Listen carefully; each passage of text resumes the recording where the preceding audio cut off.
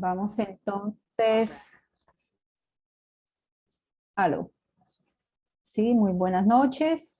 En nombre del Instituto de Contadores Públicos Autorizados de la República Dominicana, vamos a dar inicio entonces a nuestro webinar de esta noche con los expertos, quienes nos van a estar hablando de la NIF 16, arrendamientos, antigua NIF 17. En especial se va a estar hablando de cuál es el impacto y los problemas usuales en su implementación.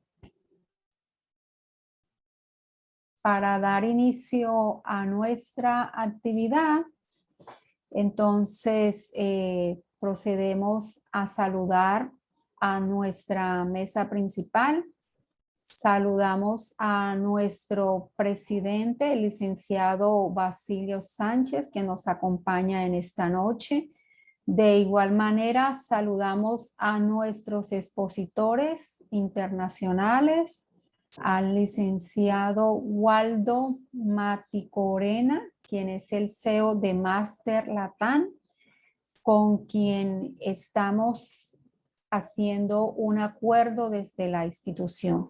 De igual manera, saludamos al licenciado Álvaro Rincón, quien es miembro del Comité de Investigación Contable del Instituto de Contadores, y de igual manera nos acompaña en esta noche el licenciado Domingo Acevedo, quien es el presidente del Comité de Investigación Contable en lo que tiene que ver con las NIF pymes. Para dar inicio y darles unas palabras de bienvenida en esta noche, tenemos a nuestro presidente, el licenciado Basilio Sánchez. Muchas gracias, Yasmin. Buenas noches a todos los contadores y contadoras que hoy nos acompañan en esta importante actividad. Agradecer de manera especial a don Waldo Maticorena, con quien tenemos el placer de arribar a un acuerdo a través de la institución de la cual es CEO, Master, y poder certificar a los contadores en normas internacionales de información financiera y de auditoría.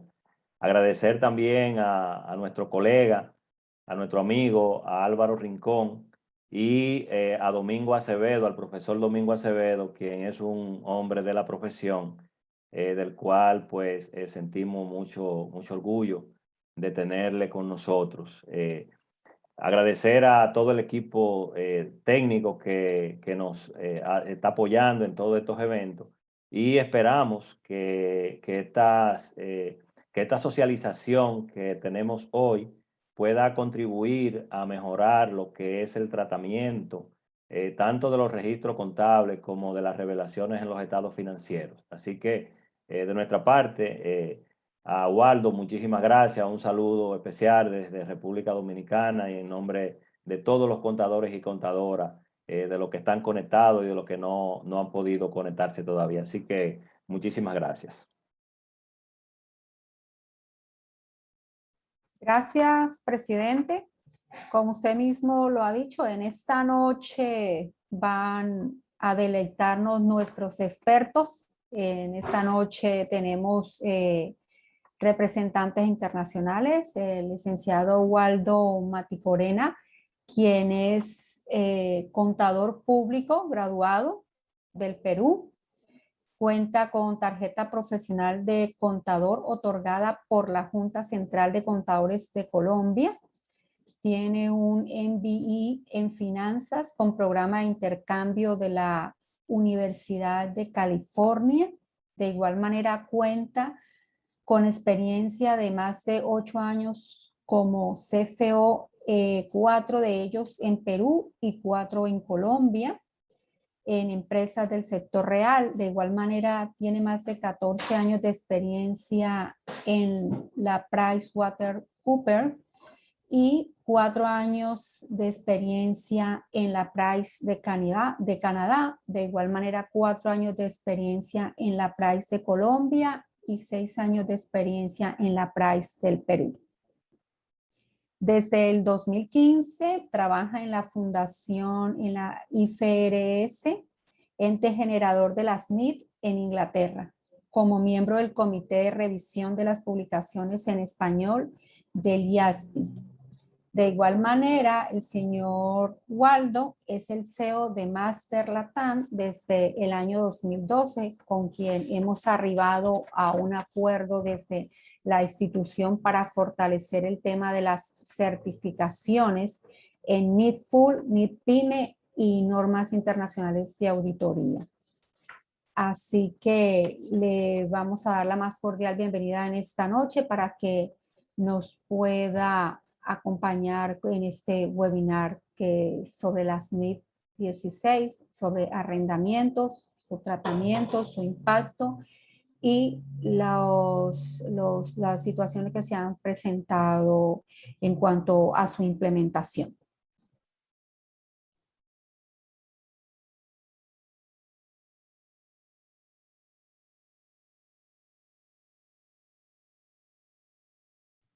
Muchas gracias, Basilio y Yasmín, por esa presentación.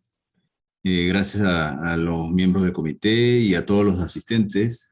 Una convocatoria muy bonita, tenemos muchas personas conectadas, así que, bueno, vamos a intentar que participen, que no sea únicamente, que no sea unilateral de mi presentación nomás. Y de todas maneras hay una sección de preguntas al final, pero sí, algo de lo que estoy diciendo quieren agregar o preguntar, por favor, con todo gusto, levantan la mano y por aquí les respondo, ¿sí?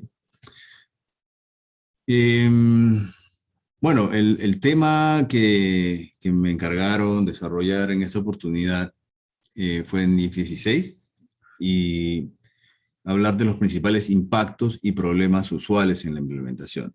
Antes de entrar en los problemas, primero hay que ver lo bueno, ¿no? Entonces voy a empezar contándoles muy rápidamente cosas que probablemente ya todos saben porque pues esta norma ha entrado a funcionar desde el año 2019, entonces ya tenemos pues básicamente todo el 19-20 y lo que va del 21 utilizando esta norma. Creo que ya todos nos hemos familiarizado y seguramente hasta hemos visto también cuáles son los impactos y también los problemas. Pero es importante que todos los presentes tengamos un primer conocimiento base inicial, donde todos quedemos igualados, y es que desde la visión del usuario es muy importante, no solamente desde la visión del preparador, como es seguramente un gran grupo, sino todos los que estamos aquí reunidos, es entender todas las normas desde el punto de vista del preparador. Pero desde el punto de vista de usuario es tan importante o más entender realmente qué es lo que quiere el usuario, por qué esta norma es tan importante últimamente. Era un proyecto realmente postergado desde hace muchos años y tiene que ver con el hecho de que siempre hemos tenido esa gran pregunta, y no voy a hacer la pregunta de contador, sino de hombre de negocios. Siempre hemos tenido esa duda de, oigan, si yo quiero tener una flota de camiones, ¿los compro o los tomo en arrendamiento? Y entonces los abogados opinan, dicen, no, pues si los compras, te imaginas todo lo que vas a tener que hacer, vas a tener que eh, primero tomar crédito, vas a tener que tener una deuda en tus estados financieros, ¿sí? Vas a tener unos activos ahí inmensos en los cuales pues obviamente vas a tener que cargar con la depreciación, además de todo el mantenimiento y la logística. Entonces, no, mejor alquilémoslo. Bueno, entonces los alquilo, pero si los voy a alquilar por un periodo corto, no es comparable la decisión. Obviamente estoy pensando en alquilarlos por un periodo largo. Y si los voy a alquilar por un periodo largo, ahora busquen a alguien, a un arrendador, que les quiera dar en alquiler esos camiones, digamos, por 5 años. ¿Creen ustedes que ese alquiler no va a representar un equivalente a la venta? Solamente que el contrato se va a llamar arrendamiento. Si ustedes fueran los dueños de ese camión y alguien viene y le dice, oye, dame tus 50 camiones en arrendamiento, el precio que ustedes cobrarán, estoy seguro, va a ser lo que le costó el camión, más los intereses normales de cualquier financiación que ustedes darían, más algo de la utilidad, algunos costos de mantenimiento, si es que quieren incluir en el paquete de servicio de mantenimiento para que el inquilino, en este caso arrendatario o usuario de los camiones, pues se despreocupe del todo. Entonces, cuando pensamos en esas dos alternativas, comprar o arrendar en esos términos, porque no habrían otros términos, entonces creo que todos nos podemos dar cuenta que da lo mismo. Básicamente lo que estamos haciendo es comprarlo al crédito. Y es que por eso teníamos la NIC 17 anterior, que decía, bueno, no me disfraces las transacciones, haciéndome creer que estamos ante un arrendamiento típico de gasto y punto, sino que realmente te estás comprando el activo y te lo estás comprando simplemente financiado, pero no parece, lo disfrazas. Y entonces vamos a quitarle el disfraz y vamos a ver todos los indicadores, decía la NIC 17, que hace que uno vea ese disfraz más transparente, que se trasluzca lo que realmente está detrás, que es lo que estoy queriendo hacer. Y habían cosas como, por ejemplo, decía, si el valor presente de las cuotas futuras que voy a pagar se parece al valor razonable de lo que sería comprarlo hoy, entonces eso es un indicador de que es financiero, por lo tanto debería ser tratado como activo.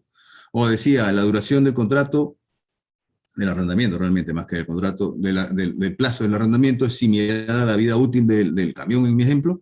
Si se parece, entonces también estamos hablando de un activo, o sea, te lo estás comprando el crédito, aunque tú me quieras a mí disfrazar eso con un contrato que en la primera página de ahí arriba dice contrato de arrendamiento, pero por dentro, por más que la forma sea de arrendamiento, por dentro sabemos que es disfraz de oveja, por dentro lo que tenemos es una verdadera compra a plazos. Entonces, digamos que esa NIC 17 traía eso, pero dejaba entonces por fuera un gran pedazo, y es que como le dábamos esa forma y nos apoyábamos en los abogados para que pues, el disfraz de oveja sea bien tejido, bien fuerte, entonces decíamos, estos contratos de arrendamiento, en algunos casos podríamos encontrar formas de darle forma, valga la redundancia, para que se vean como que no me estoy comprando esto a plazos y efectivamente se vea como que estoy teniendo un gasto operativo y punto. ¿Sí? Y un cash que sale todos los meses y se va al gasto y no me complico la vida. La NIF 16 lo que dice, oye, espérate, vamos a dividir esto ya no por si parece, si es un disfraz, los indicativos, que si el valor presente de las cuotas, que si la vida útil del contrato se parece a la vida útil del activo, que de hecho no había ni siquiera definición, ¿no? Decía si era significativamente parecido a la vida útil y al valor razonable, no decía cuánto, ¿no? US GAAP sí tenía definiciones, si es que era el 90% del valor o el 75% de la vida. Entonces sí daba algunas indicaciones. Esta NIF 16 se acabó con eso y dijo, oiga, si usted tiene control, y ahorita voy a pasar en los siguientes slides, pero si usted tiene control sobre el activo como arrendatario, como usuario, entonces el activo, si bien el activo per se no pasa a su propiedad, inclusive ya no tenemos que entrar a discutir que si voy a aplicarla, si es que hay opción de compra o no, si la voy a aplicar o no, ya no tenemos que entrar en esas discusiones. Es simplemente si tengo control, y ahorita vamos a hablar bien de qué se trata ese control. Pero si yo tengo el control sobre el activo como usuario, ¿no? Como arrendatario, entonces el activo quedará como propiedad, ¿no? La tarjeta, si es un auto, si el título de propiedad, si es un inmueble, quedará a nombre del dueño, del arrendador. Pero lo que vamos a reconocer nosotros es un activo porque lo que yo tengo es un control sobre ese activo. Pero como no tengo el activo tangible per se, lo que tengo es un derecho a usar el activo. Entonces tengo un derecho activo sobre un activo. Y eso es lo que ustedes ya conocen, ya han estudiado. Y no voy a profundizar en ello porque pues ustedes ya lo saben. Voy a pasar tangencialmente por esos conceptos. Lo importante de este nacimiento de esta NIF 16 que trae entonces es que corrige lo que hace muchos años se intentó con la NIF 17, no se logró perfectamente. Esta norma es mucho más fuerte en ese sentido y se trata de lo que ocurrió pues por allá por el 2008, se acordarán, de repente inclusive antes hubo una crisis previa en el 2002 donde hubo muchas quiebras de empresas. Las empresas que hicieron cosas como Enron, hicieron cosas que se les conocía en inglés como off balance o fuera del balance. Solo imagínense, ustedes saben lo que son los covenants, ¿no? Los covenants son condiciones que los bancos suelen ponerle a las empresas cuando las empresas piden préstamo y le dicen, listo, yo te voy a prestar para 40 años, para que me vuelvas en 40 años, pero yo te voy a vigilar porque no quiero que pues, en el año X, 5, 6, 8 del préstamo de la vida, te me quiebras. Entonces yo para asegurarme te voy a vigilar y para vigilarte te voy a poner unas condiciones que se llaman covenants. Y uno de los covenants es que no tengas una proporción de pasivo con respecto al total activo mayor al 60%, por decir cualquier cosa. Es decir, no puedo tener más activos o la relación pasivo-patrimonio no puede ser mayor de el doble, 2.0, por ejemplo. Entonces resulta que cuando llega la NIS 16, yo voy a reconocer un gigante activo, dependiendo de la cantidad de rendimientos que tengo, como arrendatario, voy a reconocer una cantidad gigante de activos, pero al mismo tiempo pasivo. Si bien el efecto neto es cero, no es cero en la visión de ese balance. Porque si ese balance antes tenía, vamos a suponer que teníamos un total activo de 100, y en el pasivo era 60 de pasivo y 40 de patrimonio, ahí está el 100, ahora ese 60 puede tranquilamente irse a 120, tranquilamente se podría duplicar. Entonces tendríamos ahora 120 de pasivo con 40 de patrimonio. Entonces se imaginan la relación pasivo-patrimonio acaba de triplicarse. Y el covenant de la condición que me pone el banco, que no te me vayas a quebrar por insolvente, es que tengas pues, unos pasivos que sean tremendamente más grandes que tu patrimonio. Si un covenant se activa, el banco lo que hace es inmediatamente te cobra todo de una. O sea, te dice, no, te pasó eso en el año 6, entonces te doy un año para repararlo, pero si no lo reparas, entonces en el año 7 me pagas toda la deuda, no te voy a esperar hasta el año 40 como habíamos quedado originalmente. Entonces estos son los riesgos que siempre han existido y ante esa situación las compañías decidían hacer contabilidad off balance, o sea, fuera de balance, contabilidad fuera de balance, es decir, no mostrar en el estado de situación financiera la realidad, y la realidad es que si yo controlo un activo, pues no seré propietario en el título, pero sí soy controlador de un activo que esta norma la ha venido a llamar derecho de uso. Y al mismo tiempo, al tener ese activo, pues surge un pasivo, que ya la dinámica ustedes saben cómo funciona, como casi todo pasivo, y digo casi porque hay una excepción muy rara ahí de que los pasivos se pueden medir a valor razonable, pero en el 99.9999% de la vida los pasivos se miden a costo amortizado, es decir, a valor nominal, punto. Los pasivos suelen ser muy de corto, pero si son de largo plazo, pues se llama costo amortizado porque lo vamos a hacer incrementar por intereses y reducir por cada pago que hacemos. Entonces, esa tablita de amortización de saldo inicial, más interés, menos cobro o pago, perdón, en este caso me da el nuevo saldo, que será el siguiente ciclo lo mismo, más intereses, menos pago y así. Entonces, ese pasivo, obviamente, al hacer esta NIS 16, ese concepto del off balance o fuera de balance se acabó.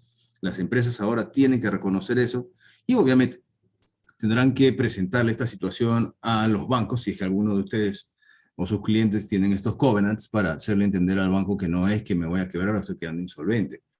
Es el hecho de que yo antes no tenía esto reconocido y ahora lo tengo, y por lo tanto los covenants estuvieron mal calculados inicialmente. Lo que hay que hacer es ahora calcular los covenants bajo la situación actual, y es que siempre debió ser igual. Es que la situación no ha cambiado. Yo estos contratos los he tenido toda la vida, solo que contablemente nunca los tenía. Por lo tanto, los covenants estuvieron más calculados. Vamos a arreglar los covenants y salió, y vamos de aquí para adelante a medir covenants sobre esta nueva base. Entonces, el primer impacto que podemos ver es, listo, digamos que desde un punto de vista más holístico, ya tenemos dentro del balance lo que siempre debimos tener, pero lo teníamos escondido. Eso es lo que pasaba con Enron. Tenía un montón de cosas fuera de balance, como estas. Claro, no había ninguna norma que me obligara, ¿sí? Y por lo tanto, pues, ¿por qué lo voy a hacer si nada me obliga? ¿Sí? Bueno, ahora sí estoy obligado, por lo menos a partir del año 2019. Y el primer impacto es este. Vemos un balance con un gigante activo y un gigante pasivo por un valor inicial idéntico, el mismo valor. Después de eso hay modificaciones y cosas que vamos a ver más adelante. Pero ese es el primer impacto. Ahora, un impacto que podría verse como negativo, pero la verdad de las cosas yo creo que ni lo uno ni lo otro. Es que siempre debió ser así. Siempre debió ser así. Entonces no es porque ahora tengo más activo y más pasivo, entonces soy diferente a lo que era ayer. No, lo que pasa es que no es que hoy tengo más. Lo que pasa es que ayer tenía menos. Yo sé que suena bueno, o sea, tener más hoy es lo mismo que tener menos ayer. No es lo mismo. Es que yo siempre tuve lo mismo, solo que una cosa es que yo lo estaba contando, o sea, mostrándoselo al público en los estados financieros o no. Antes estaba oculto, pero siempre los tuve, solo que estaba oculto. Bueno, pero el otro impacto, y este impacto creo que más bien se ve como positivo, las compañías lo van a ver así, y seguramente ustedes ya lo han notado, se darán cuenta que, digamos que si ustedes tienen un arrendamiento por el cual voy a hablar en dólares para hacerme más fácil, porque no tengo mucha claridad con la tasa de cambio contra el peso dominicano, pero voy a hablar en dólares. Vamos a suponer que ustedes pagan $1,000 mensuales por un activo, un contrato de 5 años, estamos hablando de $60,000, que a valor presente vamos a suponer que esos sean $50,000. Entonces, si ustedes lo mantuvieran como la tenían en la norma anterior, pues ustedes tendrían un gasto de $12,000 al año. 12,000 de gasto, y eso era gasto operativo, ¿no es cierto? Salía a la caja y se iba al resultado, sin mayor problema. Ahora no, ahora esos 60,000 a valor presente de 50,000 van a estar en el activo y en el pasivo. Contablemente, ¿qué es lo que va a pasar? Que yo voy a tener un gasto por depreciación del activo, ¿sí? Si es 5 años y son 50,000, vamos a hacer $10,000 por año. Entonces, lo primero que tenemos ahora es un gasto operativo de 10,000. Ojo que antes lo teníamos de 12,000. Antes era de 12,000. Ahora es de 10,000. ¡Wow! Entonces, ¿qué es lo que está pasando? Lo primero que pueden observar es que la utilidad operativa mejora, ¿no es cierto? Porque a un mismo nivel de ingresos, si en el escenario anterior teníamos gastos de 12,000, a un mismo nivel de ingreso, en este escenario tenemos un gasto de 10,000, pues obviamente me va mejor con esta norma, operativamente, desde el punto de vista operativo. Y luego, por el lado del pasivo, esa es la depreciación del activo. Por el lado del pasivo, ese pasivo, como les contaba, sube por intereses y baja por pago, sube por intereses y baja por pago hasta que termina siendo cero.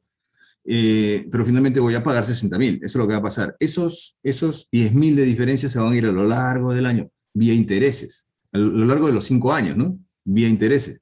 Por lo tanto, lo que vamos a tener es no un lineal, porque obviamente los intereses, como ustedes saben, en una tabla de amortización al comienzo son más grandes y al final son más chicos. Entonces, lo que va a pasar es que tenemos una depreciación lineal de 10,000, eso sí, pero tenemos intereses que van más grandes y luego se van achicando. Pero la suma de todos los intereses en los 5 años me va a dar los 10,000. De tal forma que, como ustedes verán, tenemos arriba gasto de 50,000 en gastos operativos y 10,000, digamos, en la suma de los 5 años, y 10,000 en gastos financieros. Si está en gastos financieros, ya no me toca el EBIT. Y como ustedes seguramente habrán vivido o conocen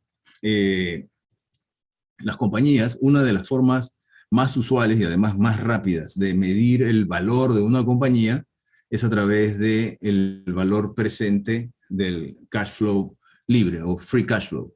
Y el free cash flow, el equivalente a free cash flow, para hacerlo más fácil todavía, es el EBIT, ¿no?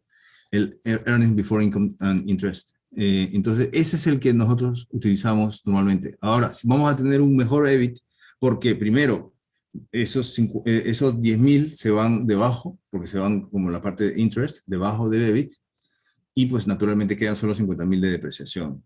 Entonces, mejoró nuestro EBIT. La compañía ahora tiene mejor posición EBIT que la tenía antes.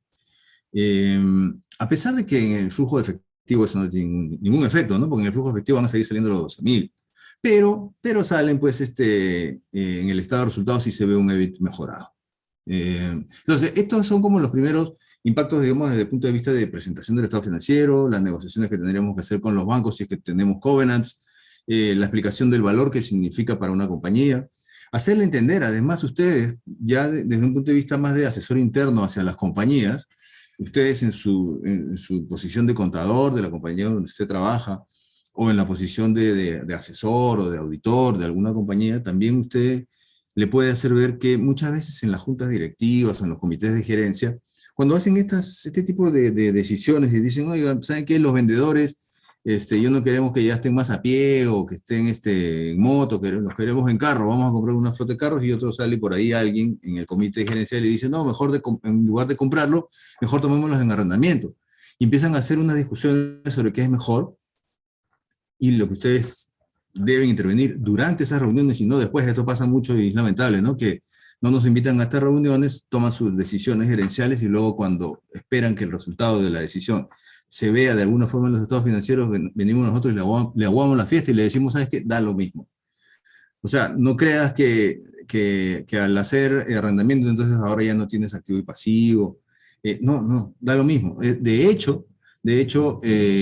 Si compras o arriendas, de todas formas vas a mejorar el EBIT, porque por ahí alguien sabe que es mejor el EBIT, que no sé qué, salen con esos temas. Entonces, da exactamente lo mismo. Hoy, con la NIF 16, da exactamente lo mismo. Esa decisión de comprar o vender, desde el punto de vista de cómo se verán los estados financieros. Obviamente, habrán otras consideraciones entre comprar y arrendar, tomar en arrendamiento, como por ejemplo el hacerme responsable pues, de los seguros y del mantenimiento y de toda esa logística, que pues obviamente sabemos que no hay lonche gratis, por lo tanto si yo voy a tomar en arrendamiento o en compra para pagar mil, una flota de camiones, y si me los quiero tomar en arrendamiento, yo sé que voy a pagar los mismos 1.000 más los gastos de mantenimiento y otras cosas, seguramente que si yo me meto en un contrato con alguien para que me dé el todo, pues en lo que sea que me está cobrando, me está incluyendo todos esos servicios.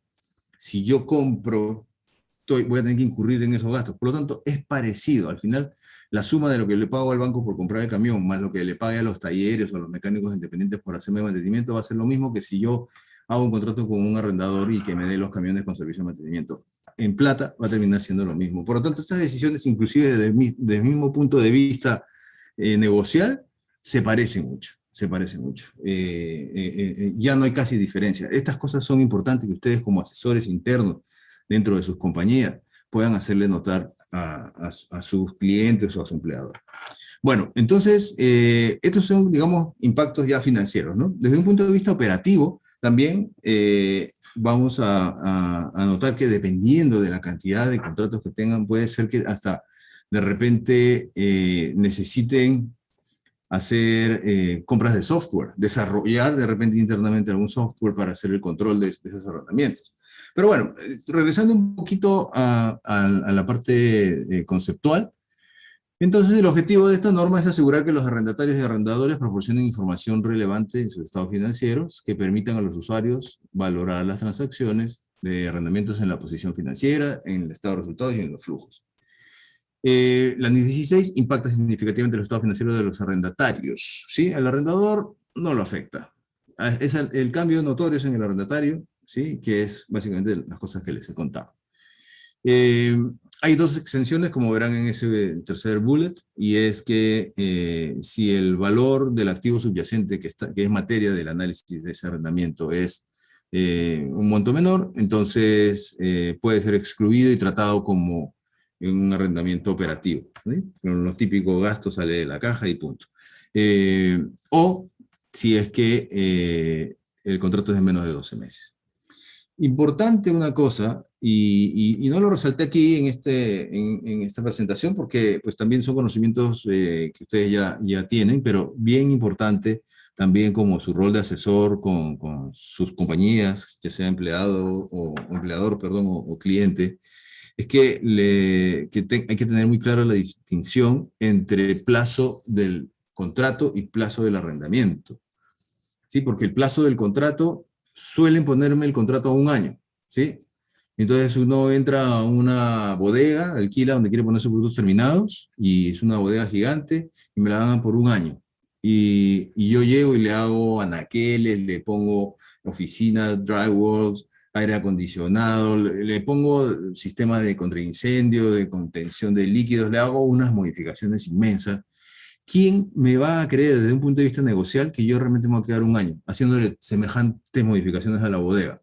Claramente no me voy a ir. Entonces, eso de poner un contrato de 1 año es forma, y ustedes saben, la esencia es abrumadora, la sustancia es abrumadora por encima de cualquier contrato escrito que diga 1 año. No sabe. Entonces, el plazo del contrato es de 1 año, pero el plazo del arrendamiento es lo que ustedes consideren. Obviamente, ustedes hicieron su business case y dijeron, si voy a meter aire acondicionado, sistema de incendios, contención de derrames, bueno, anaqueles, pisos, oficinas y todo lo que voy a hacer en la bodega, es porque yo me voy a quedar mínimo cada 10 años, 15 años.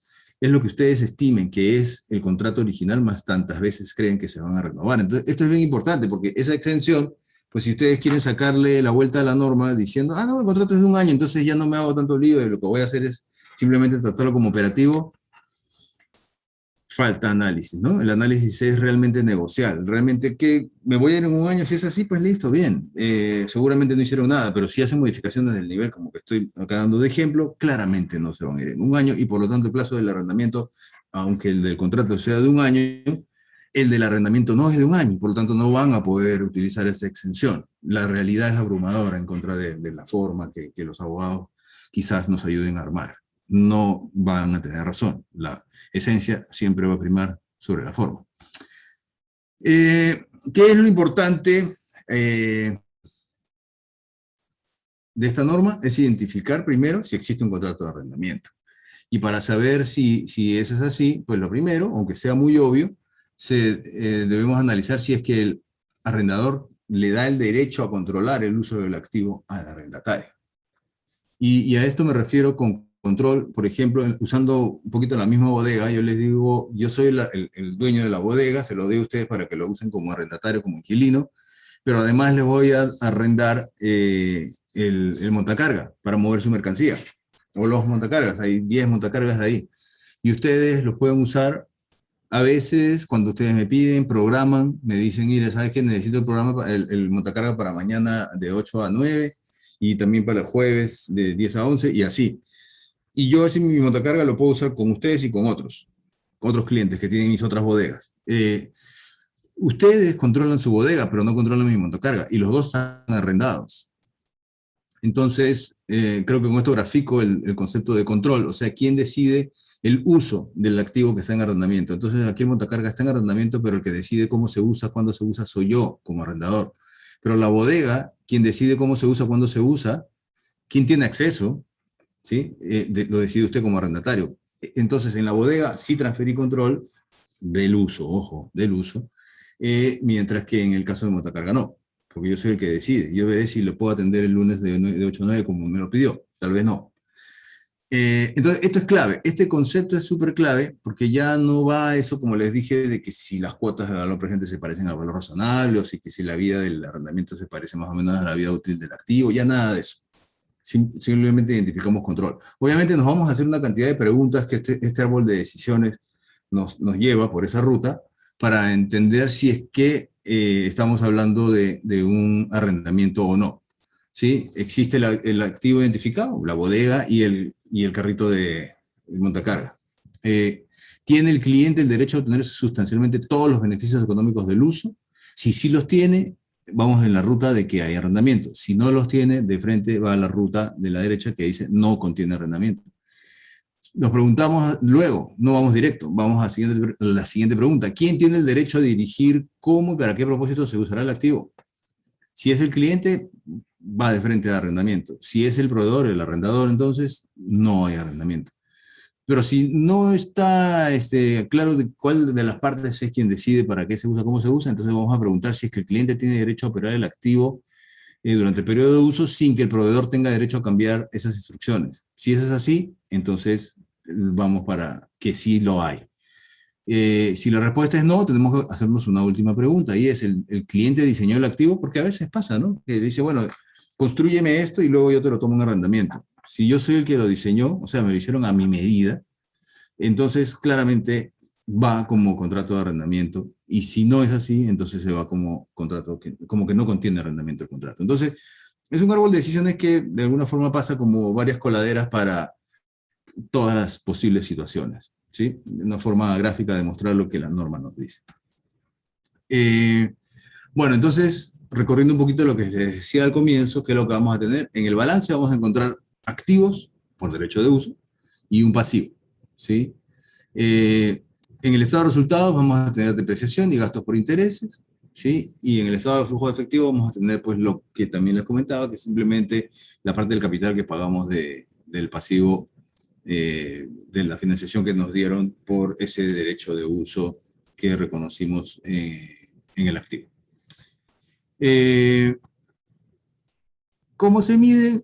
Bueno, la medición también es, creo que ustedes ya la conocen bien, como fue parte inicial de toda la adopción en el 2019, seguramente empezaron a estudiar esto desde el 2018, pero es el valor inicial del pasivo, traído a valor presente, ¿no? Los pagos iniciales al arrendador, los costos indirectos iniciales menos los incentivos, ¿sí? Eso te dicen, bueno, tómalo ya y te doy un mes gratis, 3 meses gratis, se resta obviamente eso, más los costos estimados de desmantelamiento, ¿no? Así como, como también en el activo fijo, si es que tenemos la obligación de desmantelar, entonces reconocíamos como parte del activo los costos de desmantelamiento, pues en este caso se reconocerán como forma, si es que tenemos la obligación, se reconocerán como parte del activo por derecho de uso, ¿sí? Dentro del mismo.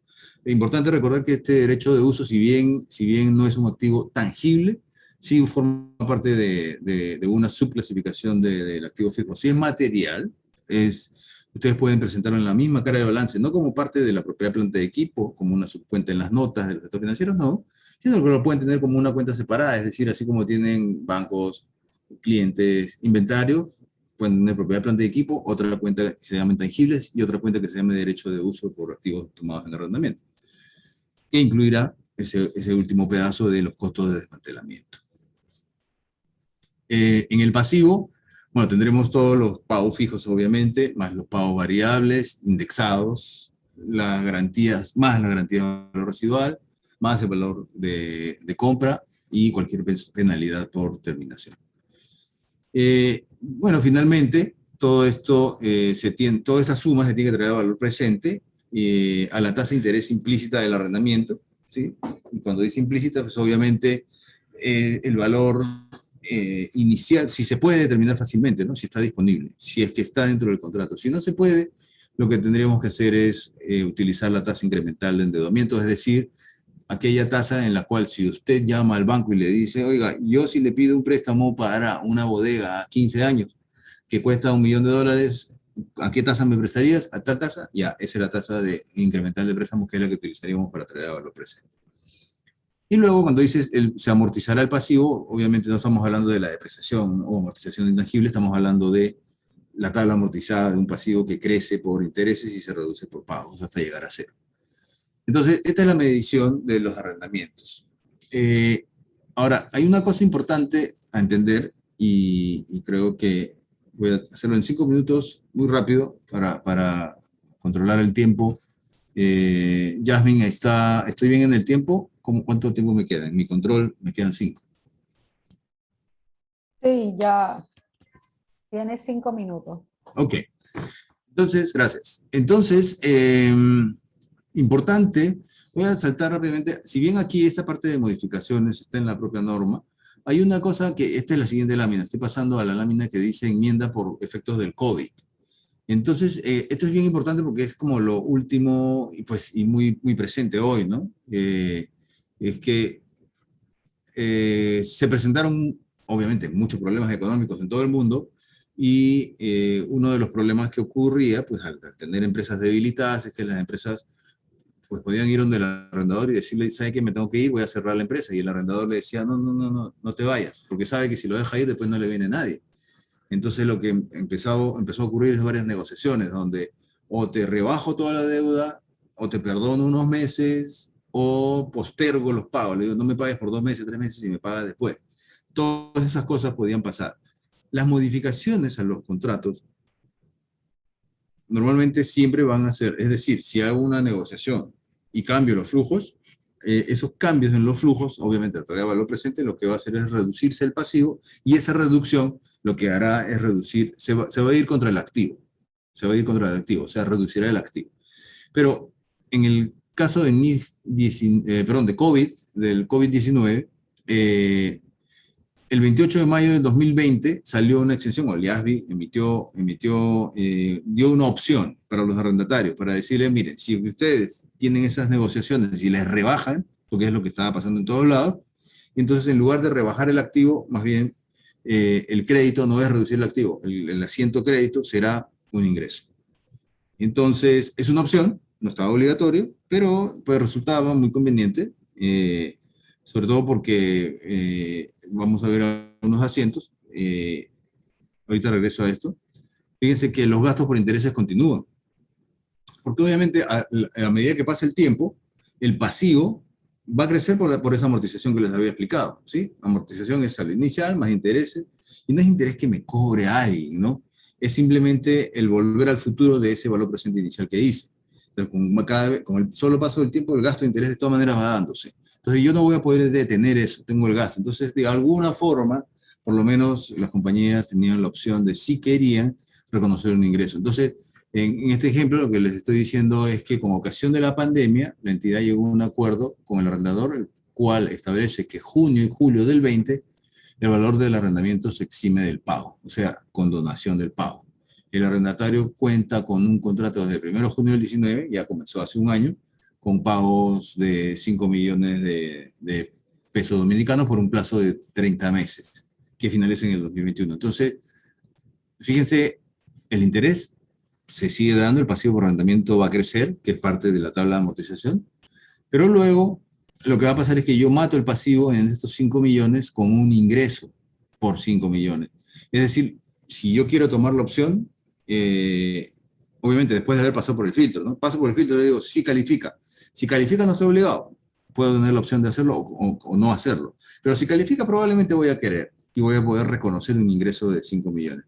Claramente es un alivio importante para la presentación de los estados financieros. Reconocer como ingreso esas condonaciones que nos hacen los arrendadores. ¿Cuál es el filtro para saber si es elegible o no es elegible utilizar esa opción? Es que la concesión es nos preguntamos si es consecuencia directa de la pandemia. Si la respuesta es no, entonces esta concesión no es elegible y vamos a tener que reducirlo de los activos, no vamos a ir al resultado. Pero si decimos que sí, nos vamos a preguntar si es que esa contraprestación es sustancialmente la misma o menor.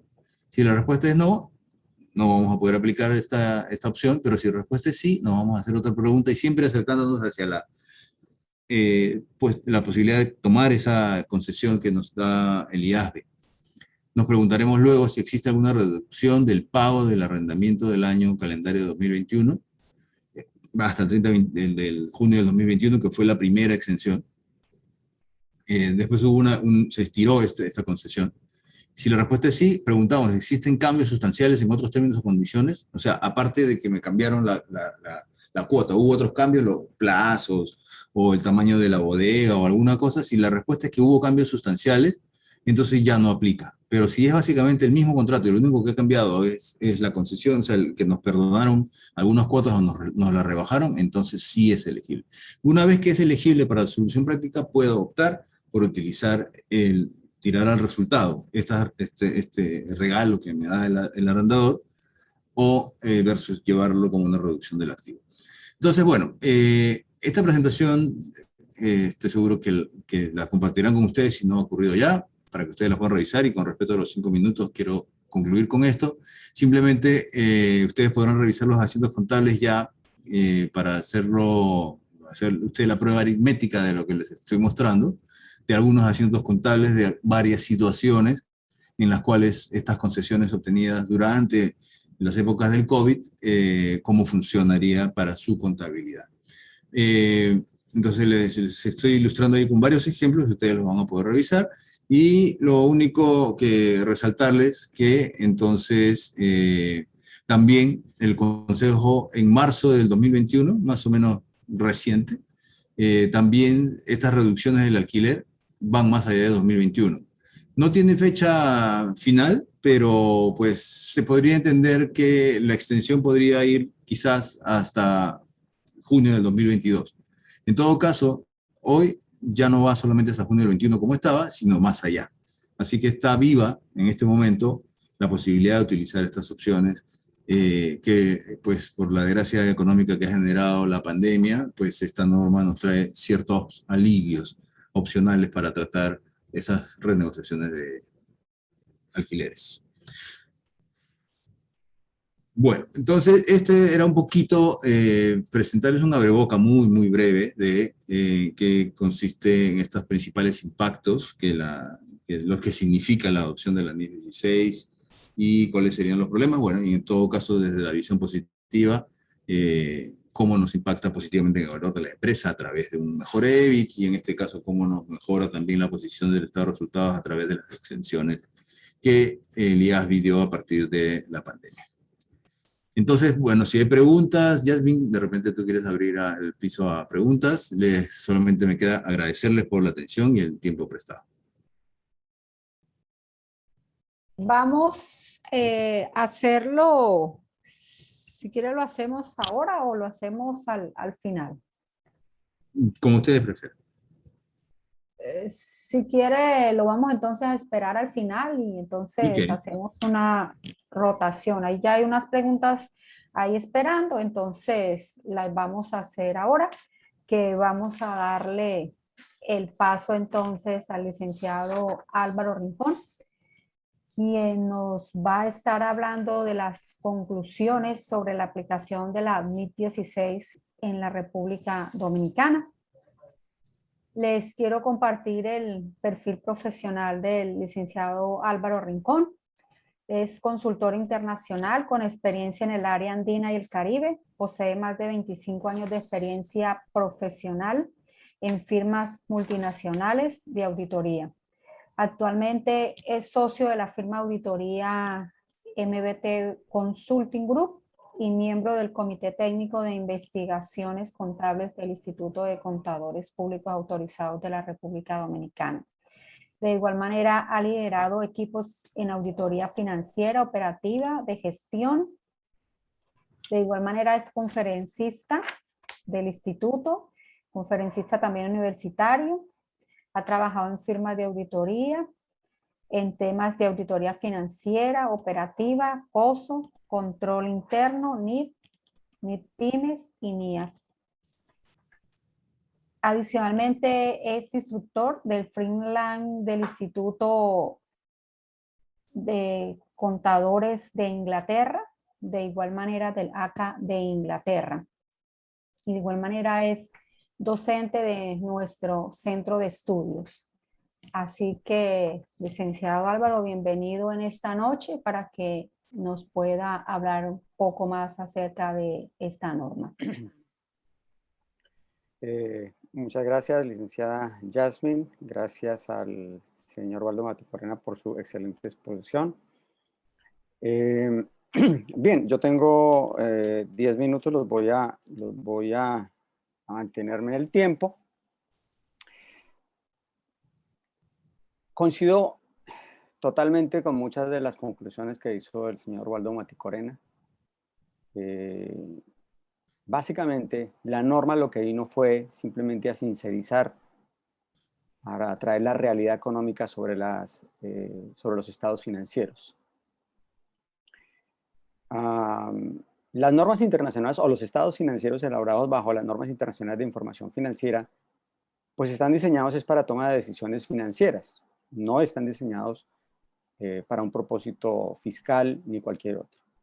¿Qué hacían anteriormente los analistas financieros? Todos esos activos que no se estaban reconociendo, sí ellos los incluían cuando, por ejemplo, iban a hacer un due diligence. Es decir, iban a hacer un due diligence financiero, porque encontrábamos, por ejemplo, compañías aeronáuticas, petroleras, constructoras, etcétera, que, por ejemplo, una compañía de aviación que tenía ingresos por venta de transporte de pasajeros, venta de servicios por transporte de mercancía en aviones, pero usted iba a buscar en el activo y no tenía aviones. O las compañías constructoras o las aeronáuticas o las compañías de vehículos prestaban o rentaban vehículos o tenían ingresos relacionados con vehículos, pero no tenían vehículos. De alguna manera, eso era una incoherencia. Ahora, básicamente, lo que la norma vino fue a transparentar esa realidad. Por otro lado, tal como bien lo decía el señor Waldo Maticorena, los arrendamientos se comportan, si ustedes lo miran, como un préstamo financiero. Usted va a un banco y pide un dinero prestado para comprar un edificio Y usted cuando va y presta y toma el dinero, pues usted en el estado financiero, ¿qué hace? Reconoce por un lado el activo, reconoce por el otro lado el pasivo y en el periodo del préstamo, usted va haciendo unos aportes o reconociendo un gasto por intereses y rebajando el pasivo. Entonces, ahora lo que está haciendo básicamente la norma es transparentar eso. Eso no ha habido realmente un cambio. Otra cosa importante que hay que tener en cuenta es que esta es una norma que es de la NIF Full. Es decir, la NIF 16 es NIF completa, son NIF Full. La NIF para pymes no tuvo ningún cambio con respecto a la sección 20 de arrendamientos, por lo tanto, el tratamiento para la NIF PYME, hay que tener en cuenta que las NIF para pymes aplican entre el 97 y 98% de todas las entidades en el mundo. O sea que estos cambios que estamos viendo realmente le van a aplicar al 2 o 3% de las compañías en el mundo. Tampoco he asistido a seminarios, sobre todo temas impositivos, tributarios, donde hacen realmente un análisis muy complejo del impacto, cuando la mayoría de las veces no se van a tener que enfrentar a ese tipo de situaciones. Muy seguramente las compañías con las cuales trabajan el 90% de los contadores, pues son compañías que aplican NIF PYME y por lo tanto esto que estamos viendo, ese impacto no lo tendrían. Ahora, hay que tener en cuenta también que algunos cambios que también se indicaban anteriormente van a tener en compañías como petroleras, constructoras, navieras, aeronáuticas, renta de vehículos, telecomunicaciones, y va a hacer cambios, por ejemplo, en los indicadores tanto de rendimiento como de otras métricas, como por ejemplo el endeudamiento, el margen bruto, el margen neto del EBIT, cambios en el perfil de pago de impuestos, disponibilidad para distribución de los accionistas, impacto en el tiempo que se genera la obligación de compensación basadas en desempeño, porque obviamente con el cambio de los indicadores van a cambiar las métricas de cómo se medían el cumplimiento de las metas, ya sea de la dirección o de la gerencia de las compañías. Entonces, también va a haber impacto en el momento en que se alcanzan los objetivos, porque en algunos casos o van a extenderse en el tiempo, y también, como de pronto el licenciado Mati Corena decía, va a haber cumplimiento en los covenants. ¿Por qué? Por esos cambios en los indicadores. Obviamente, va a haber cambios, vamos a tener que adecuarnos a la nueva realidad. ¿Cuál es la nueva realidad? Pues que antes había una serie de sectores que no venían reconociendo esos contratos. Y hay que entender también que la NIF 15 también viene impactada por la NIF 16, perdón, viene impactada por la NIF 15, por ejemplo, en el tema de control, en el tema de contratos, de reconocimiento de contratos, ¿sí? Aunque al inicio, pues obviamente hay que entender si existe o no un contrato, etcétera. Pero hay un número importante de contratos de arrendamiento que no se venían reconociendo y que ahora se van a reconocer, y que adicionalmente hay que entender que posiblemente algunos eran escritos, algunos eran verbales y algunos simplemente eran práctica comercial. También algunos eran con grupos económicos. Todo eso va a impactar la forma de reconocimiento, medición y revelación de los contratos de arrendamiento. Entonces, pues obviamente vamos a tener que adecuar la tecnología, los sistemas de información, el registro comprable, los reportes financieros. Por otro lado,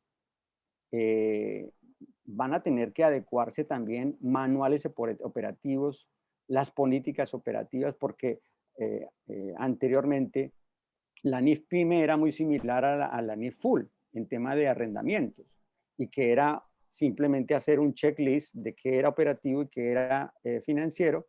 Ahora va a haber un cambio, o hubo ya un cambio importante. La mayoría de los contratos son financieros y eso va a afectar los manuales operativos, las políticas. También va a haber tener un tema en el control interno de las organizaciones. Por ejemplo, límites de aprobación, segregación de financieros. Los indicadores que conocíamos habría que modificarlos a la nueva realidad y al monitoreo de las actividades.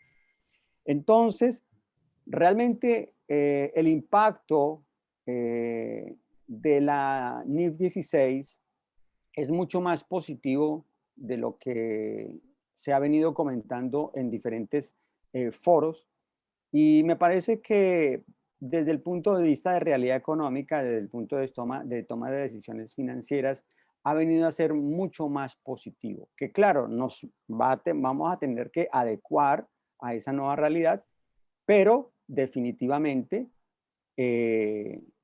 los estados financieros van a reflejar esa realidad de esos activos, esa realidad de esos pasivos, porque anteriormente, aunque no los estuviéramos reconociendo, eran de nosotros. Y aunque no los estuviéramos reconociendo en su totalidad, también debíamos el activo. Entonces, es básicamente lo mismo, ¿sí? No hay que hacer demasiado alarmista con este tema. Ahora, nosotros los contadores, nosotros los financieros sí tenemos un reto. ¿Cuál? Adecuarnos a la nueva realidad. Muchos de nosotros no conocemos los cambios, no conocemos la NIF, no conocemos la NIF para pymes, no conocemos las normas internacionales de auditoría, y eso sí es una desventaja para nosotros como financieros, porque en la medida en que nosotros conozcamos, nos actualicemos, tengamos claro cuál es el impacto de cada una de estas normas, pues nosotros también vamos a estar a la vanguardia y vamos a estar en el mercado. Eso es algo que nosotros como contadores, no solamente para las compañías, tenemos que tener en cuenta. Bien, y se me acabó el tiempo, entonces simplemente eso es los bullets de los impactos. Espero que les haya servido de algo esta ampliación. Muchas gracias. Gracias, licenciado Álvaro, bien, importante. Ahora ya tenemos ahí en el chat las preguntas, entonces, pero vamos a concluir con otros 10 minutos que nos va a estar hablando el licenciado Domingo Acevedo sobre el impacto a nivel tributario y fiscal de esta norma. Así que les voy a compartir el perfil profesional del licenciado Domingo Acevedo, al igual que nuestros dos expositores anteriores, también es contador público, ¿sí? Es socio director de la firma Domingo y Acevedo y Asociados, cuenta con más de 20 años de experiencia profesional, certificado en NIF-PYME de la Asociación Interamericana de Contabilidad AIC. De igual manera, el licenciado Domingo Acevedo es abogado tributario. Así que les dejo con el licenciado Domingo Acevedo, quien les va a estar ampliando un poco más acerca del enfoque de los efectos tributarios de cara a la legislación dominicana y sobre el impacto en el impuesto a los activos. Muy buenas noches. Es un placer inmenso compartir con todos ustedes y vamos a ganar tiempo porque solamente son 10 minutos. Fíjense, primeramente yo quiero enfocar que reconocer un activo es un asunto NIF o un arrendamiento como un activo es un reconocimiento NIF, no fiscal. Fiscalmente se reconoce como un gasto. Y quiero que eso quede claro. Por consiguiente, vamos a ver el primer efecto fiscal que tiene reconocer un arrendamiento como un activo en NIF 16. Primeramente, al yo reconocerlo como un activo, en este caso, por ejemplo, propiedad, planta y equipo, me van a incrementar los gastos de depreciación o el gasto de depreciación. Como no es un reconocimiento fiscal, entonces esos gastos serían no deducibles. Por consiguiente, tenemos que autoimpugnarlo o eliminarlo en la declaración jurada mediante un ajuste positivo vía el anexo G. Otro punto importante, al yo reconocer el arrendamiento como un activo al valor presente, porque lo estoy descontando, va a haber una diferencia con el valor sin descontar y eso va a generar un gasto por intereses.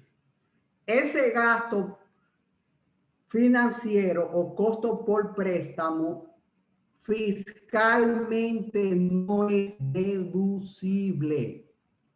Del mismo modo debemos reversarlo, autoimpugnarlo en la declaración jurada mediante un ajuste positivo. Ahora bien, ¿qué podemos reconocer fiscalmente?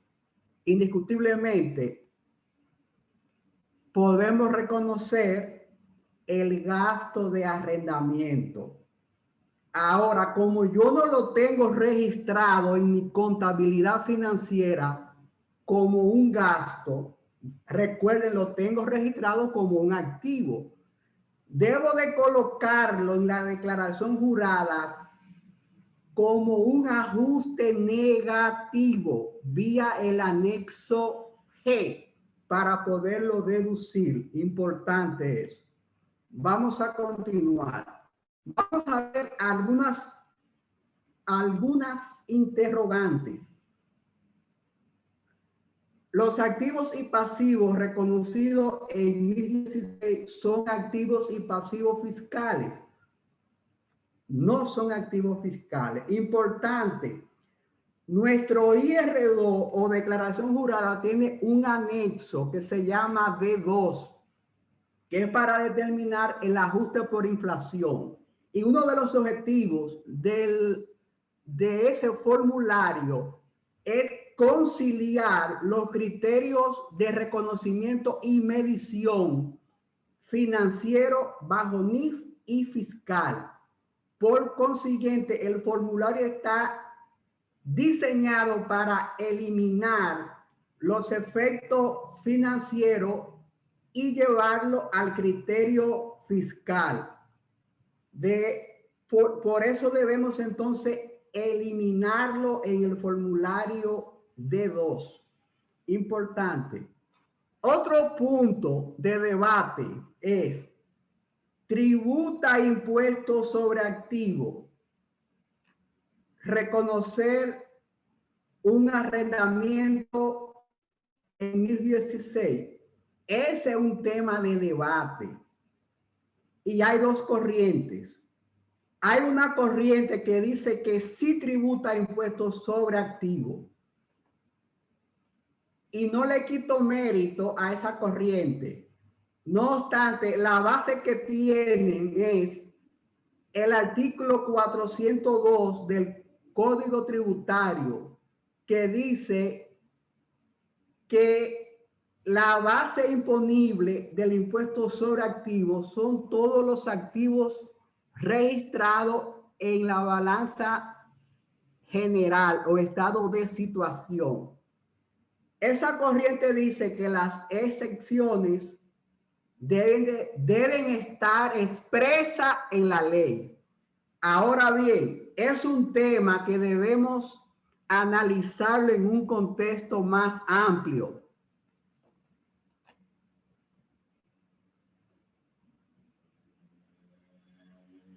Por ejemplo, en nuestra legislación hay exenciones que se relacionan con criterios de reconocimiento y de medición bajo NIF. Por ejemplo, reconocer un activo por impuesto diferido no es imponible para tributar el impuesto sobre activo, y eso está claro. Y es un criterio de reconocimiento. Un caso similar, medir activos al valor razonable. Ese efecto tampoco tributa impuestos sobre activos. Fíjense que hay elementos de base para argumentar que reconocer un arrendamiento bajo NIF 16 debe ser exento del impuesto sobre activo. Pero hay un punto más fundamental todavía. Nuestra Constitución de la República, ¿qué dice? Hay un principio. El régimen tributario está basado en los principios de legalidad, justicia, igualdad y equidad, para que cada ciudadano y ciudadana pueda cumplir con el mantenimiento de las cargas públicas. 243 de la Constitución. Esto tiene mucha fuerza legal. Y fíjense algo importante, imponer, tributar impuestos sobre activos, que es un reconocimiento bajo NIF, no fiscal, es contrario al principio de legalidad, justicia e igualdad. Por consiguiente, tenemos un nuevo tema que hay que retomarlo en la agenda, y es armonizar con la administración tributaria que reconocer un arrendamiento como un activo no debe tributar impuestos sobre activo, ya que eso es contrario a la Constitución. Además, hay especies similares bajo NIF que no se tributa. Muchas gracias. Ok, gracias, licenciado. Vamos entonces a iniciar con la sección de preguntas. Primera pregunta, desde el punto de vista del arrendatario, ¿sí debo valorar un contrato de arrendamiento de un terreno a 12 o a más para establecer un centro comercial y realizar inversiones? Dice, primero, se debe determinar el flujo de caja neto generado por el contrato de arrendamiento, ingresos por arrendamiento menos gastos generados por el inmueble. O dos, se debe descontar este flujo a la tasa de intereses implícita del arrendatario. 3.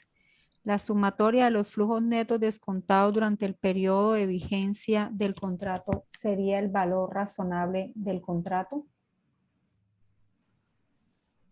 Wow, veo varias preguntas muy interesantes que antes de responderlas, debo reconocer que quien la hizo o las hizo tiene un conocimiento avanzado, profundo de esta norma y le encuentra justamente los detalles más escabrosos de la norma.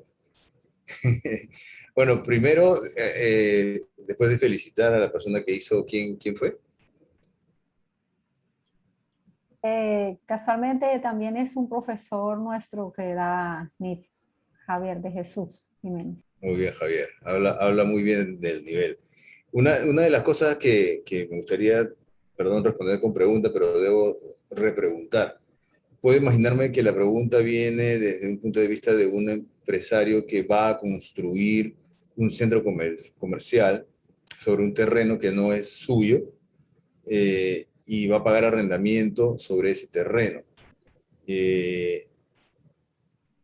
Sin ser contador, todos aquí creo que lo somos. Sin ser contador, creo que nos podemos dar cuenta que ese terreno, obviamente, si yo lo tomo en arrendamiento y voy a construir algo físico encima, ese terreno jamás lo voy a poder devolver. Sería muy riesgoso decirte devuelve el terreno y todo el centro comercial que está encima, ¿qué hacemos con él? O sea que básicamente me lo estoy comprando. Entonces, lo primero es que sí tenemos un activo. Luego la discusión es, bueno, ¿y ese activo entonces es derecho de uso porque es arrendamiento o es activo fijo? Eso ya es menor, es una decisión menor, porque a la larga de todas maneras tengo un activo y por un valor X. Y ese valor X va a ser una de dos, o va a ser el valor de venta o compra en este caso de ese terreno, que si lo estoy comprando a plazos, y por lo que veo en la pregunta dice pues que es más de 12, vamos a suponer que sean 24 o 36 o 100 meses, lo que sea, es un plazo largo, pues eso traído a valor presente debería ser muy parecido al valor de lo que se iría a comprarlo hoy en cash. Por lo tanto, si yo tengo, vamos a suponer que ese valor del terreno es de, no sé, 100 millones de dólares, si las cuotas dan 120, valor presente darán 100, o si lo pago hoy, pago los 100 millones de dólares de cash hoy mismo. Bueno, si lo quiero llamar valor derecho de uso por 100 millones o propiedad, planta y equipo por 100 millones de dólares, en ambos casos tengo un activo de 100 millones. Luego ya la pregunta es medio de forma, pero desde el punto de vista del usuario tengo un activo por 100 millones de dólares y un pasivo, porque en este caso lo estoy comprando a crédito. Sin evadir la respuesta, la respuesta a si es el nombre, si es derecho de uso o es propiedad, planta y equipo, realmente ya aquí va a depender del contrato. Si es realmente arrendamiento, entonces tengo un derecho de uso. Si realmente reconocemos que lo que estoy haciendo al ponerle un centro comercial encima, pues no voy a poder jamás devolver el activo y por lo tanto ese arrendamiento de 10 años o 100 años no es verdad, va a ser por 2000 años, por toda la vida. Entonces probablemente sea un activo fijo, pero como insisto, esa parte ya es menor, ¿no? De qué nombrecito le ponemos. Lo que tenemos es 100 millones de dólares en el activo, sea como se llame. Ahora, si la suma de los flujos futuros a la tasa de valor presente es ese valor razonable, pues esto es como el huevo y la gallina, ¿eh? ¿Por qué el huevo y la gallina? Porque para yo saber cuál es la tasa implícita, tengo que saber cuál es el valor de venta y cuáles son las cuotas. Así es como yo hallo la tasa implícita. Por lo tanto, si yo sé ya cuál es el valor de venta, pues ese es el valor supuestamente razonable. Ahora, ¿cuándo no sería razonable? Si ese negocio se está haciendo entre partes relacionadas. Si se está haciendo entre partes relacionadas, probablemente el precio que me van a dar por el terreno no es el valor razonable. Por lo tanto, no voy a poder calcular la tasa implícita y en ese caso utilizaré la tasa de endeudamiento. Los valores presentes de esos flujos no van a ser equivalentes al valor razonable, lo cual ya era esperado porque estoy haciendo un negocio con una parte relacionada, con un vinculado, con una filial, con un socio, con una subsidiaria, con mi matriz, etc. Entonces, la respuesta es el huevo y la gallina, que significa que si son partes no relacionadas, entonces la tasa implícita a valor presente sí me va a dar valor razonable. La respuesta es sí, pero bajo todas estas condiciones. Y la tercera pregunta no recuerdo, no sé si me perdí una, porque creo que eran tres. Entonces, hay alguna ahí por ahí que no. De repente alguno de los expertos quiera complementar la que me perdí, por favor.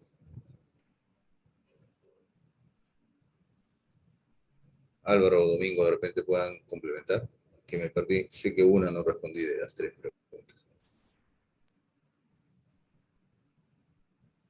Javier dice 12 años. Si quiere, Javier, puede abrir su micrófono. La sumatoria de los flujos netos descontados durante el periodo de vigencia del contrato sería el valor razonable del contrato. Entendemos que básicamente esa es la esencia.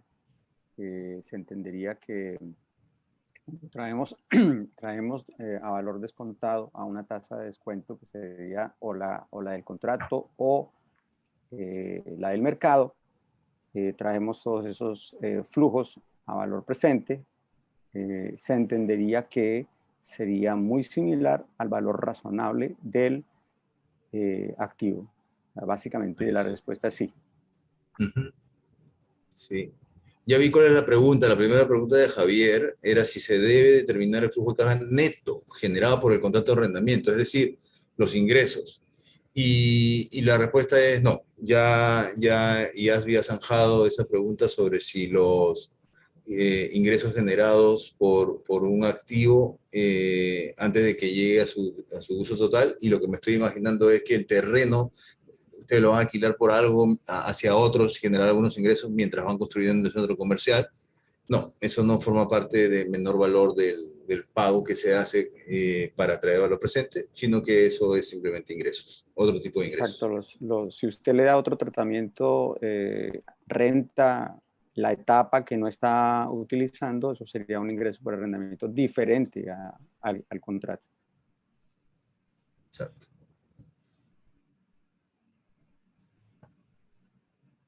Vamos entonces con la siguiente pregunta. ¿Qué efecto tiene en la parte contable el hecho de no realizar uno de los pagos del arrendamiento y que dicho pago se atrase por 3 periodos? Pone un ejemplo. Por ejemplo, un arrendamiento de 5 años donde el arrendatario no paga el pago que le corresponde en el periodo 2, sino que lo paga 2 periodos después. Dice, en ese caso, tengo que recalcular el valor presente. ¿Qué pasa si no sé cuándo realizaré el pago del arrendamiento, aunque el contrato establezca los periodos? La pregunta continúa ahí. He visto casos en donde pasa lo mencionado anteriormente, donde al arrendatario le facturan el arrendamiento del mes, pero no lo paga inmediatamente, sino que lo paga 3, 4 o 7 meses después, por ejemplo. Dice, ojo, en los ejemplos anteriores no se trata de retrasos por COVID, sino que es algo recurrente que pasa de esta manera o de esta forma.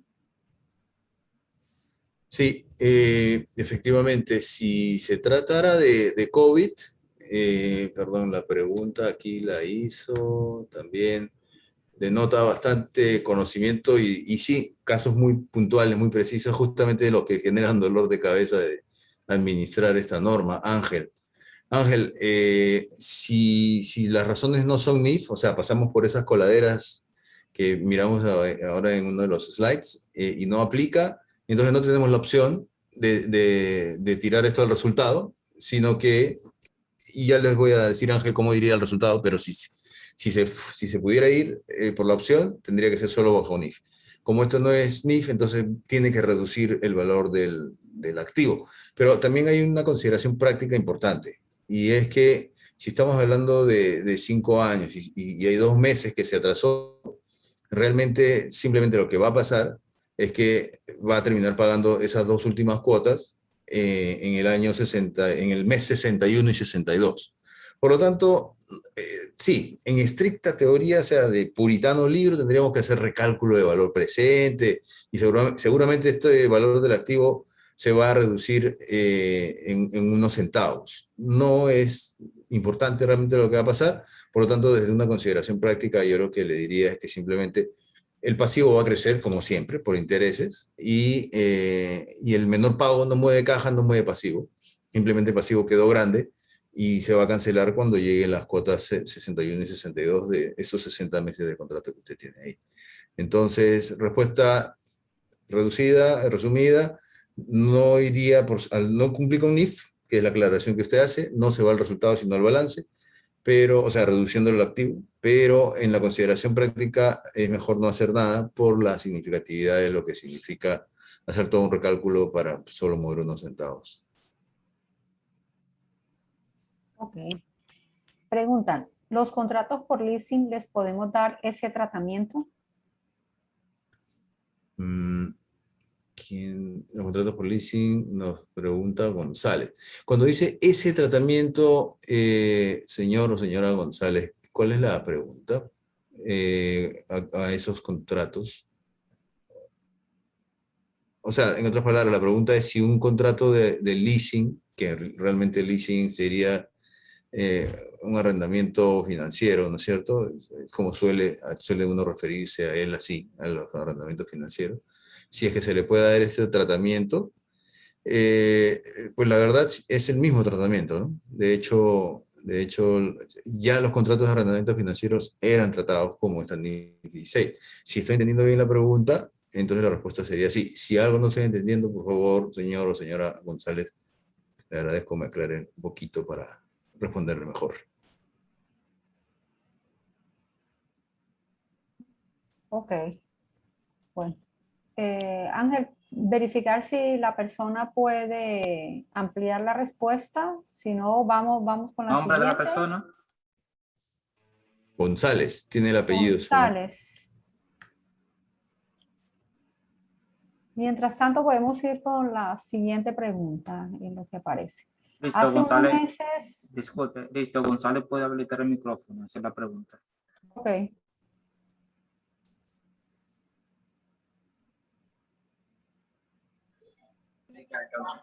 Sí, Buenas noches, estimados. Gracias por permitirme ampliar la pregunta.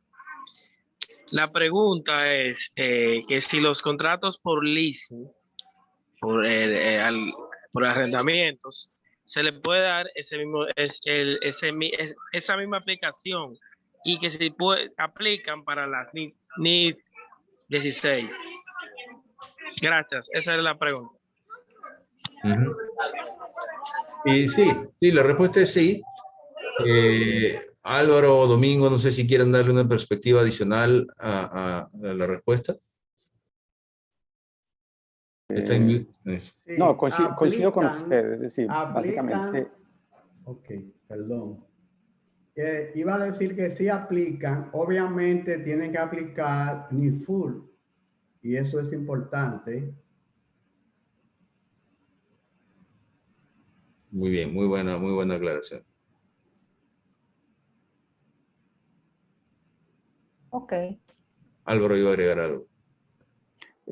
No, básicamente la respuesta es sí, teniendo en cuenta que si la compañía a la cual usted es el contador, está elaborando los estados financieros de esa compañía, le aplica NIF full, definitivamente sí, todo lo que el señor Waldemar Corena acaba de decir de la aplicación de la NIF de reconocimiento, medición y revelación, aplican completamente a esos contratos de arrendamiento financiero, sin ningún problema. Ok, vamos con la siguiente pregunta.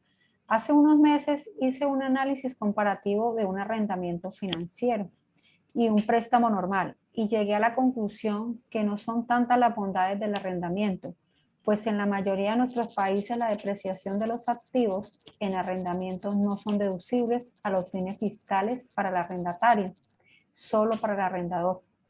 Asimismo, en las cuotas mensuales del arrendamiento hay un cargo de ITEVIS o IVA, que se llama en Colombia, de un 18%, lo que no ocurre en un préstamo normal.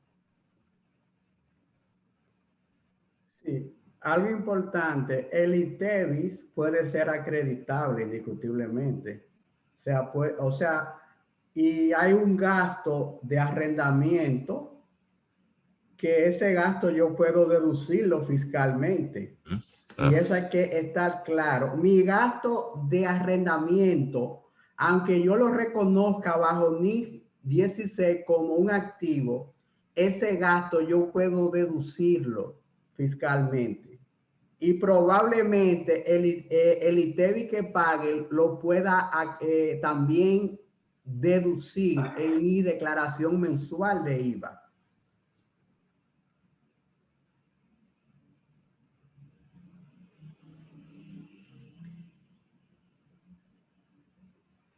¿Ok? Vamos entonces con la siguiente pregunta. ¿Las construcciones en propiedad arrendada pueden aplicar para la NIF 16? En la legislación tributaria dominicana dice, ¿existe un rubro para estos fines? Es una buena pregunta, pero fíjense, si yo tengo un arrendamiento y aplico NIF 16, obviamente yo debo reconocerlo como un activo. Si lo mejoro, eso va a formar parte del activo también. O sea que sí aplica.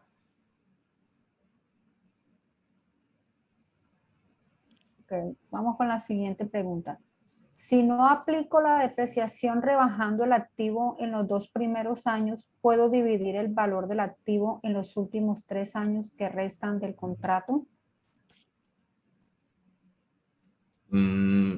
Si no aplica la depreciación. ¿Esta es una pregunta tributaria? Parece tributaria, ¿no? Creo que es para Domingo. Vamos a ver, hay que entenderla primeramente, porque no se comprende bien lo que están planteando. Vamos a, Ángela, haga el favor de habilitar el micrófono para que amplíe la pregunta Diana Iber López, por favor. Listo, ya está.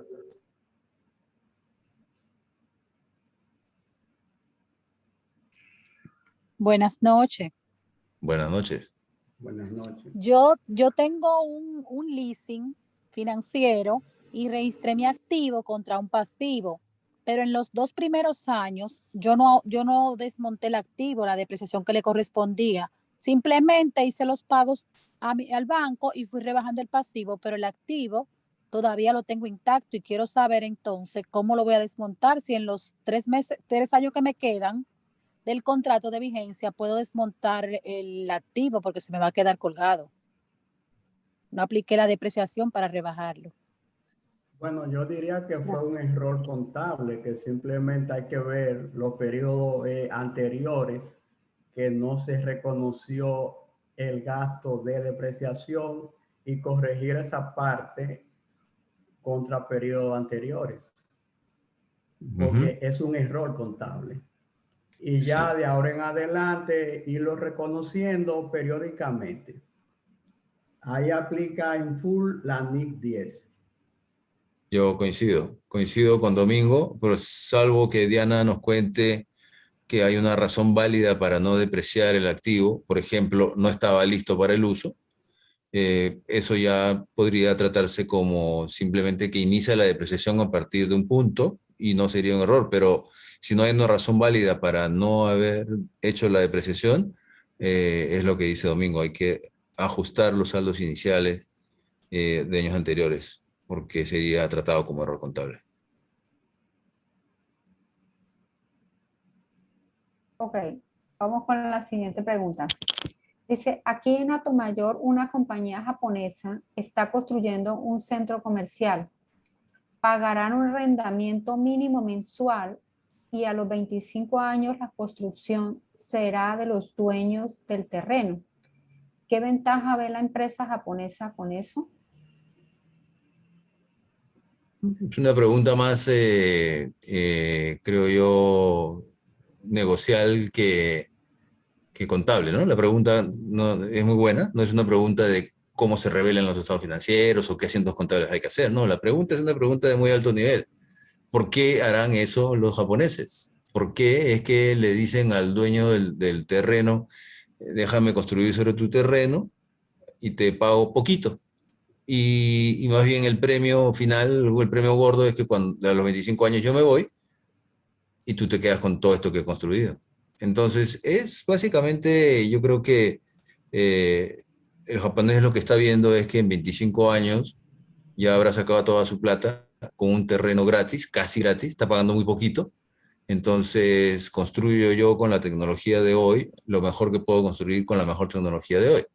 25 años después, ese centro comercial probablemente ya será muy feo y muy antiguo comparado con lo que se construyen en esa época, y le está diciendo al dueño del terreno, pues te pago poquito, pero te quedas con todo esto. Yo creo que de eso se trata. Esa negociación es muy inteligente por parte de los japoneses, dejarte unos trastos viejos que yo ya le saqué el jugo durante 25 años.